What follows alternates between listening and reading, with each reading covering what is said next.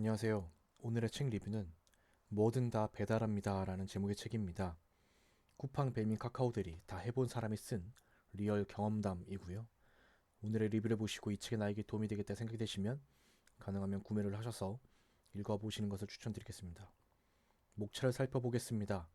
1장은 택배 전성시대 하루 쿠팡, 2장은 배달의 민족, 3장은 카카오 대리운전, 4장은 플랫폼 노동의 빛과 그림자 이렇게 구성이 되어 있고요.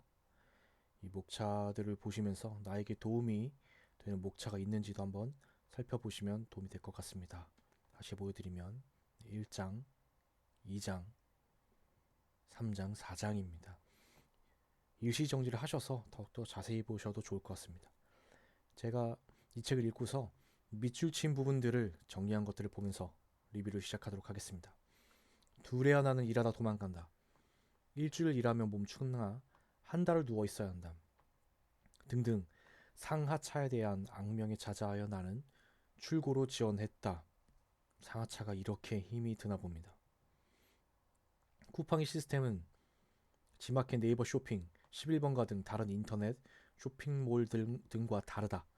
일반적인 인터넷 쇼핑몰들은 플랫폼 사업자가 주문 결제 시스템만 제공한다. 소비자가 상품을 골라 주문하고 결제를 마치면 배송은 해당 상품을 파는 사업자가 직접 하는 방식이다. 반면 쿠팡은 갖가지 상품을 직접 사서 자기 물류센터에 쌓아놓고 있다가 주문이 들어오면 즉시 쿠팡맨을 통해 로켓 배송하는 시스템이다. 현재 쿠팡맨은 쿠팡 친구라는 명칭으로 바뀌었습니다. 미국의 아마존이 이런 식으로 미국의 유통시장을 휘어잡았다. 미리 사서 배송을 하니까 시간을 하루라도 더 빨리 소비자에게 보낼 수가 있는 거죠. 화면 아래 보시면 숫자가 표시될 겁니다. 시간당 제품 개수가 카운트됩니다. 잘하는 분은 이게 140까지 나옵니다. 보통 90은 넘어야 돼요. 그 밑으로 나오면 아마 다음 근무 지연 때 불이익이 생길 수 있으니까 신경 써주세요. 그러니까 뭐 쉽게 말해서 농땡이 피지 말라는 거죠.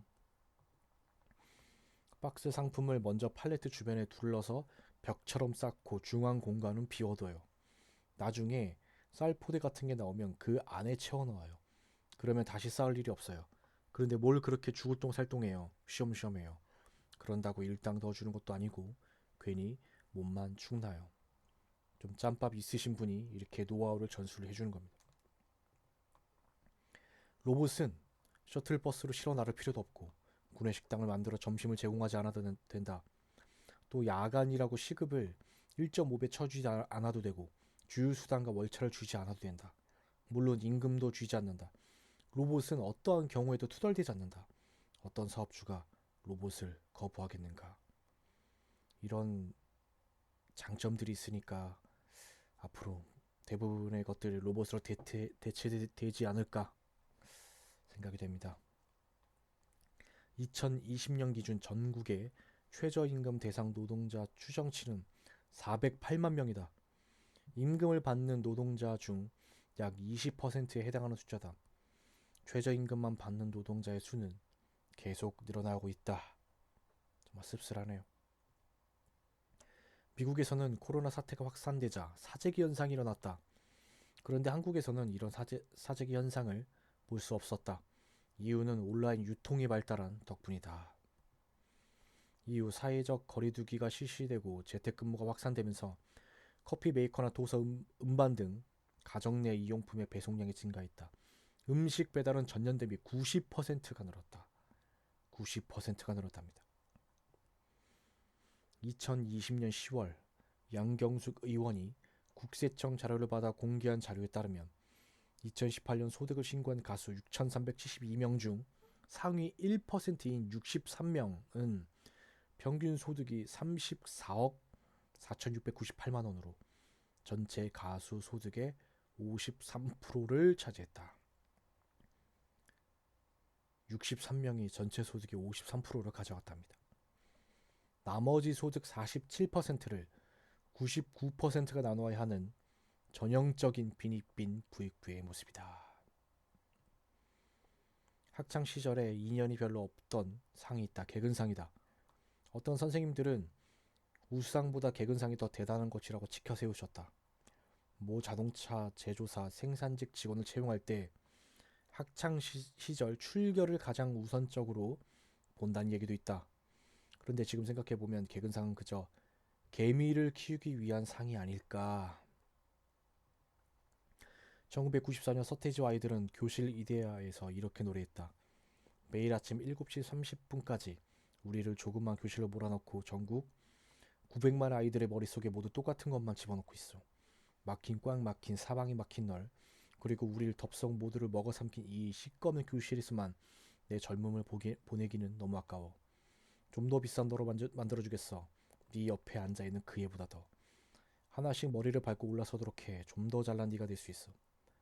국민학교에서 중학교로 들어가면 고등학교를 지나 우리를 포장센터로 넘겨 겉보기 좋은 널 만들기 위해 우릴 대학이란 포장지로 멋지게 싸버리지. 이젠 생각해봐. 대학 본 얼굴은 가린 채 근엄한 척할 시대가 지나버린 건 좀 더 솔직해봐. 넌 알 수 있어. 26년 전 이 노래 가사에서 바뀐 것은 국민학교가 초등학교로 바뀌었다는 것과 저출산으로 아이들과 학생들이 더 이상 900만이 아니라는 것 외에 뭐가 있을까? 26년 전하고 지금하고는 바뀐 게 없죠. 서울 북공업고등학교를 다니던 정현철은 학교를 박차고 나왔다. 펜과 렌치를 버리고 기타와 마이크를 쥐었다.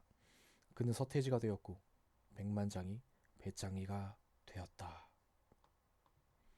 나는 준중형급의 국산차를 갖고 있는데 자동차 보험료를 연간 60만 원을 넘게 내본 적이 없다. 그런데 오토바이로 배달 대행을 할 경우 얼마나 나올지 호기심으로 보험회사 견적을 내봤더니 유상운송보험의 종합보험으로 270만 원의 견적이 나왔다. 책임보험으로만 한정해도 170만 원이다. 이건 내가 나이가 40이 넘고 보험가입 경력이 길고 사고가 별로 없어서 이 정도다. 나이가 어릴수록 보험료가 올라간다. 20대 초반이면 1000만 원이 훌쩍 넘어간다 간다. 400만 원짜리 오토바이 한 대 모는데 페라리나 람보르기니급의 보험료를 내야 한다. 보험료 바가지 아니야? 라고 따지면 보험사들도 할 말을 있다.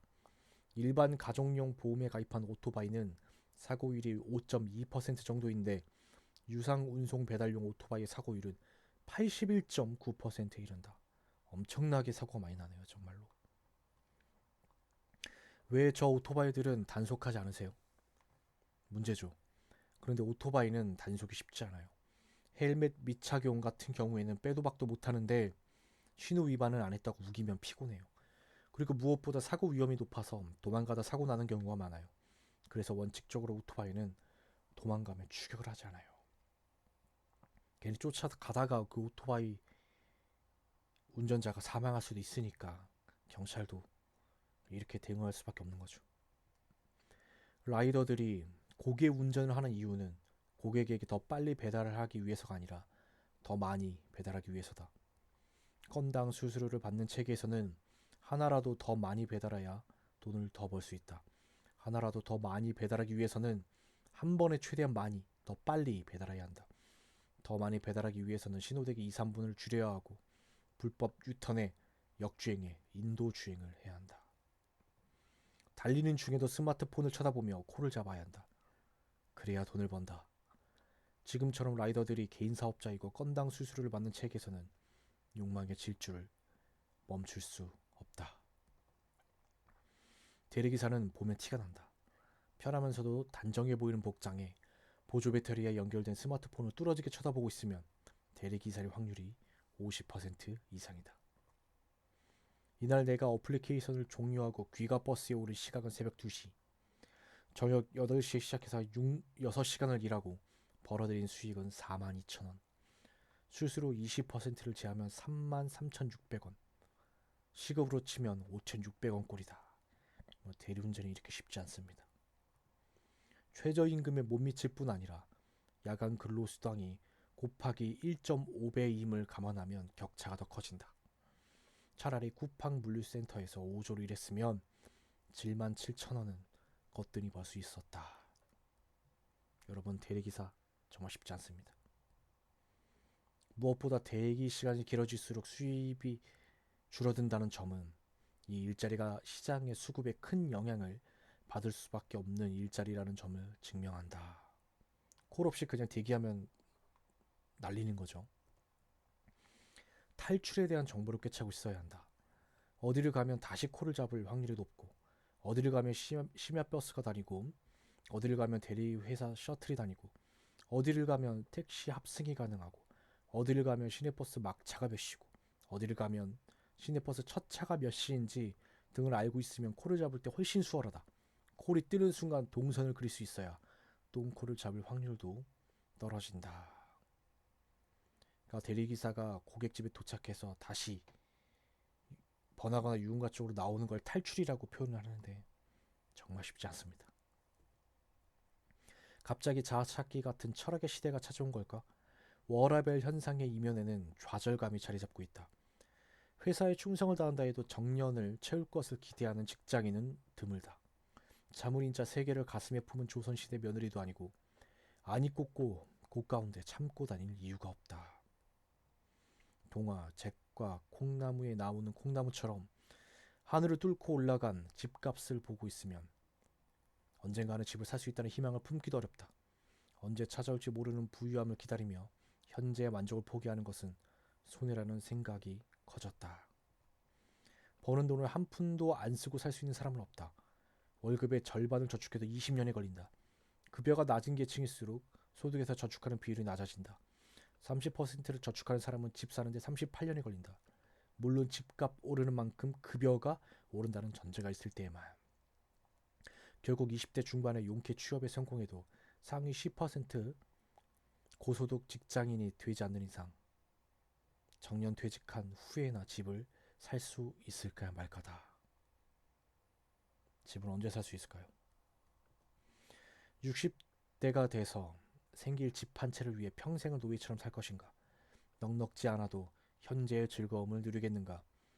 워라벨과 함께 욜로, 소확행, 미니멀 라이프 등의 새로운 라이프 스타일 신조어들이 쏟아져 나왔다.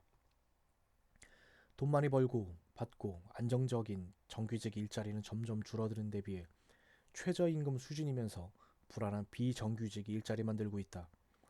하나의 직장만으로는 빈곤에서 벗어날 수 없기 때문에 시간을 쪼개 평일 새벽에는 녹집 배달을, 낮에는 콜센터를, 저녁에는 배민 커넥트를, 밤에는 대리운전을 하다가 주말에는 쿠팡 물류센터에 나간다. 비자발적 N잡러다.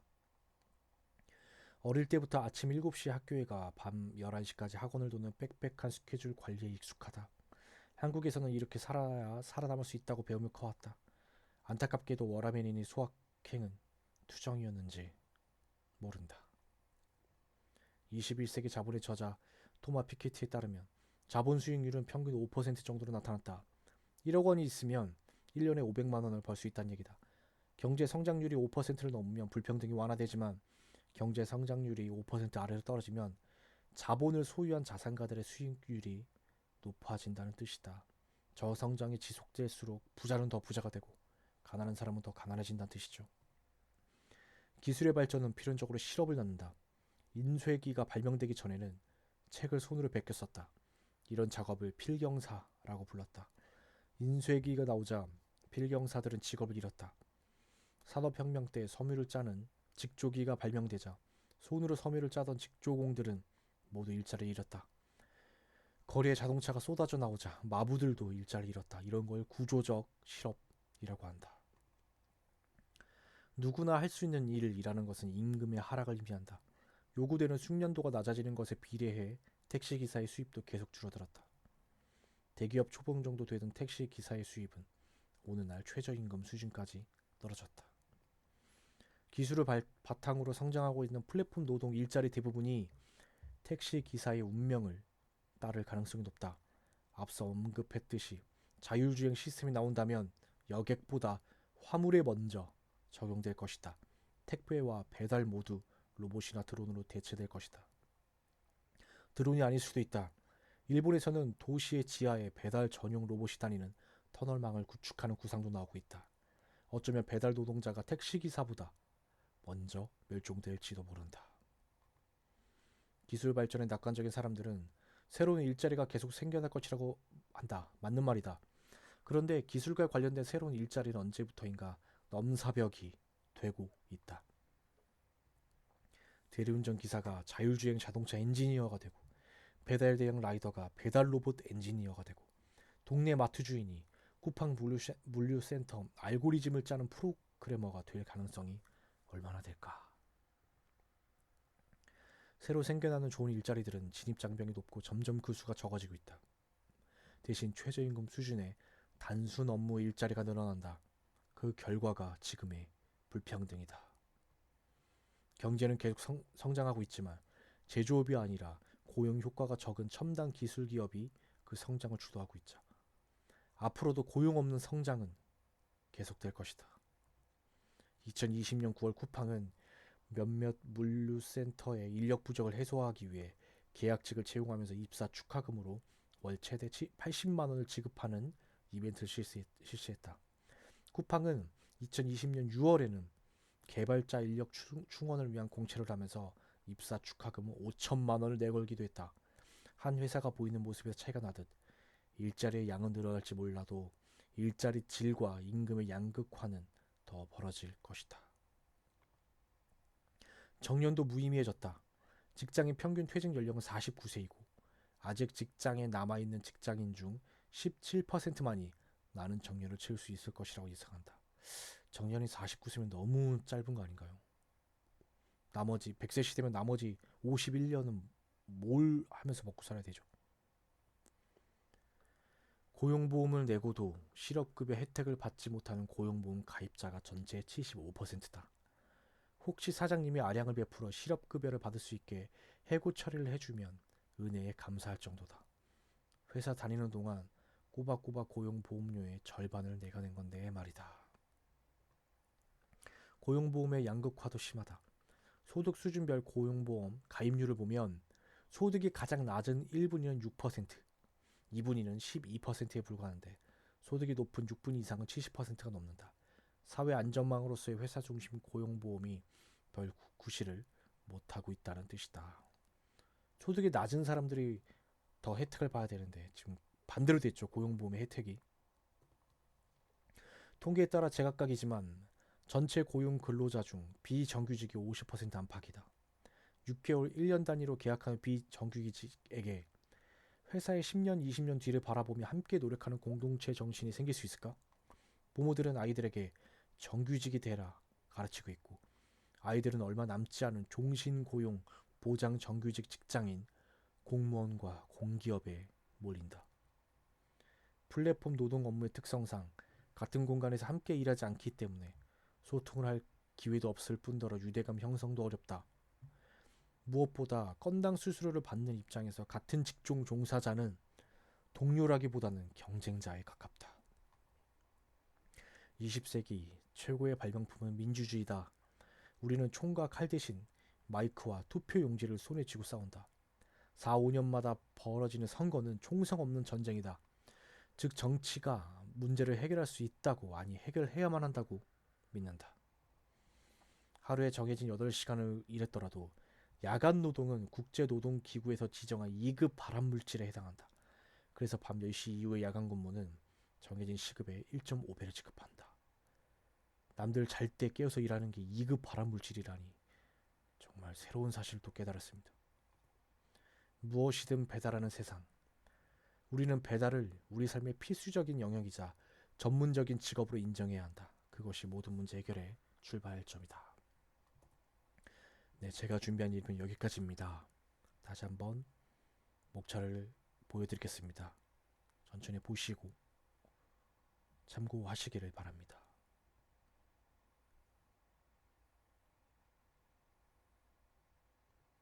네, 책 제목을 다시 한번 말씀드리면 뭐든 다 배달합니다 라는 제목의 책입니다.